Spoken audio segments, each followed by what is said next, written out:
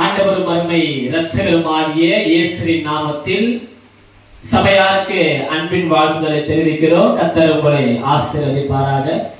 இன்றும் கூட நம்முடைய தியானத்திற்கென்று நாம் எடுத்துக்கொண்ட வேத வசனம் ஏசாயா தீர்க்கதரிசி புஸ்தகம் 58ஆம் அதிகாரம் 11வது வசனத்தை வாசிப்போம். ஏசாயா 58:11.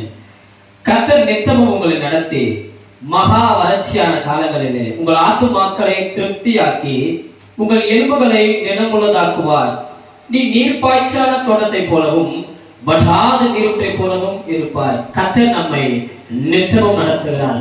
மகா வறட்சியான காலங்களிலே நம் ஆத்துமாக்களை திருப்தியாக்கி நம் எலும்புகளை நிலமுள்ளதாக்குகிறவர். நாம் நீர்ப்பாய்ச்சான தோட்டத்தை போலவும் வற்றாத நீரூற்றை போலவும் இருப்போம் என்று கர்த்தர் வாக்கு கொடுக்கிறார். அருமையானவர்களே, எகிப்திலும் தேசத்தில் அடிமைகளாக இருந்த கர்த்தருடைய மக்களை தேவன் பாலும் தேனும் ஓடுகிற தேசத்திற்கு கொண்டு வருகிறார். அவர்களை வழிநடத்துவதற்கு மோசே என்ற ஒரு தீர்க்கதரிசியை தலைவனாக ஏற்படுத்துகிற தேவன்.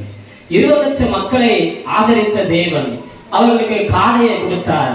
தூதர்கள் சாப்பிடுகிற மன்னாவை கொடுத்து அவர்களை நடத்தின தேவன் உங்களை எண்ணிய நடத்துவது அதிக நிச்சயம் அல்லவா?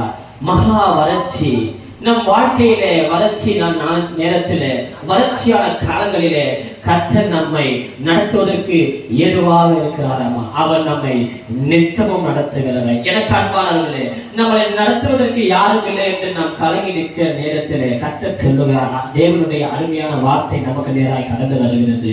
அவர் நம்மை நடத்துவார். அவர் நம்மை நித்தமும் நடத்துகிற தேவனா இருக்கிறார்.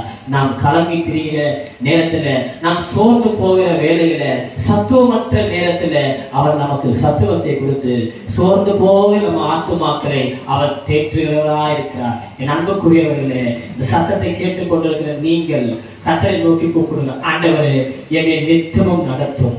மகா வறட்சியான காலங்களில் என் ஆத்துமாவை திருப்தியாக்க வேண்டும் நீங்கள் தேவனை கூப்பிடுகிற நேரத்தில் ஆண்டவர் இறங்கி வந்து உங்களை நன்மையினால் நடத்துவார். 20 லட்சம் மக்களை ஆதரித்த தேவன் உங்களை